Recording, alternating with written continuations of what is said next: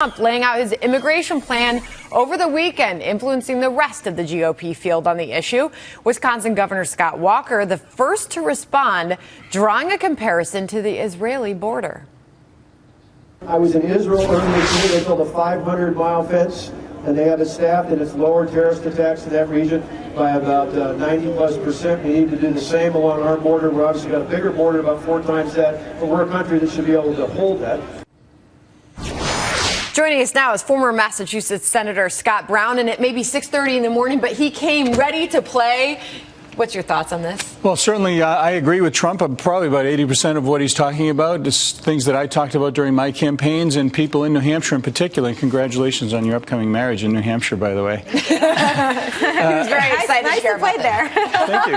Actually, I think that immigration and border security is the #1 issue affecting people's safety and security. They're concerned about criminal elements, terrorists, others coming through the border, bringing disease, crime, whatever. So who on the GOP side, Senator, is handling that message the best? Listen, I think everybody has a variation of this plan. And the question is, and the real issue, I think, where they distinguish themselves is on the birthright issue. When you have somebody who just comes here, has a baby, and then tries to chain migrate their entire family here. That's really, I think, where everybody differs. But E-Verify, no problem. Having increased border security, check. I agree with that. The border fence, yes, you can do a fence. And they say, well, they can jump over it, they can go under it. Let them try with a fence that's properly bordered and manned with aerial and other types of reconnaissance and surveillance. So there are a lot of things here that make sense.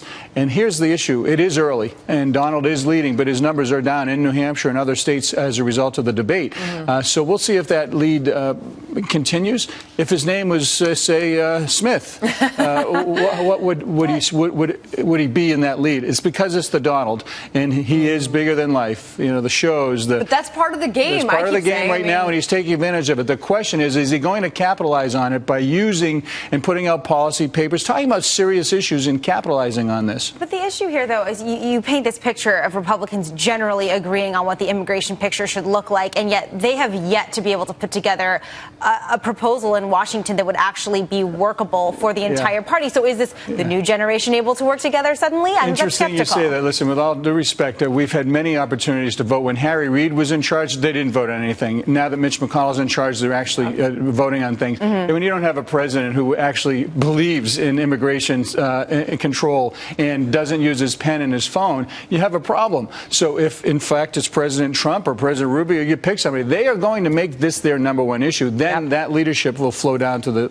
members. How does this play into the election with states' rights? I mean, I'm from Arizona. We would even see people try to take up arms and go down to the border and try to protect it itself. Well, you look at what happened. I think out of anybody running right now, the most qualified person is probably Perry, because he's dealt with this issue. He actually called out the National Guard, told the president, sir, if you don't do it, we will. And I think that's very appropriate when the federal government is not actually doing their job. The states have an affirmative obligation to protect their citizens. All right. Well, you never know who the Donald's going to be talking about next. Well, now it's supermodel Heidi Klum has come up as the Donald was talking to the New York Times over the weekend when Trump said that Klum was no longer a 10. Well, Klum has issued this response on Instagram. You're looking at the video. That was a Donald Trump masked character pulling the number 10 off of Klum to reveal the 9.99 number. Klum is no slouch on Twitter. She has 3.2 million followers who saw this, but it just goes to show you the reach Trump is getting on social media. No doubt. I mean, it's unbelievable. Heidi is one of the most beautiful, successful women in the world. Absolutely. And to think that the Donald doesn't think she's a 10, with all due respect, I think she's a 10. Well, I think she actually should have said 10.01 because she carries herself well. She's beautiful inside and out. She's a great, powerful woman and serves as a great role model. So if anything, she's more than a 10. Very good. Jolie Kent. Yes, of course she's more than a 10. She's awesome. And Donald Trump, you know what? Seriously, Heidi Klum, aren't there other things also be talking about here? She probably denied him in the past, so it's there you go. Conspiracy theories abound. There you go. Hashtag Heidi Trump's Trump. All right, follow that on Twitter. Thank you, Senator Scott Brown. Great to have you here this morning. Good. We'll see you in a little bit. All right, things getting exciting. Taking your family